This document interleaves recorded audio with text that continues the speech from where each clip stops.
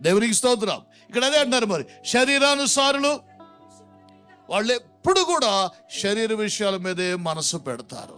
ఆత్మానుసారులు ఆత్మ విషయముల మీద మనసు పెడతారు.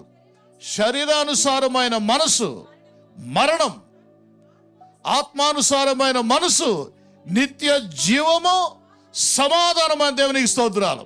ఇప్పుడు చూడండి, శరీరానుసారులు శరీర క్రియల మీదే మనసు పెడితే వారికి నిత్య జీవం ఉండదు, భూలోకంలో సమాధానం ఉండదు.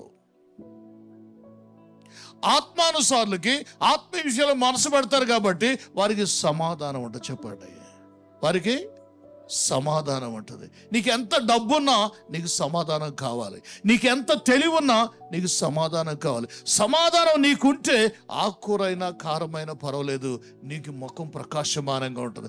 సమాధానం నీకుంటే నెమ్మది కలిగి నువ్వు పండుకొని లేస్తావు. నువ్వు లేచినప్పుడు కూడా కలవరపడవు, ఎందుకంటే సమాధానం నీకున్నది కాబట్టి. సమాధానం నీకు ఉండాలంటే ఆత్మానుసారమైన ఆలోచనలు, ఆత్మానుసారమైన మనసు, ఆత్మ సంబంధం విషయాల మీద దృష్టి పెట్టాలి. ఇటు చూడండి, ఆత్మానుసారమైన మనసు నీకుంటే నీకు సమాధానానికి కొదవే లేదు.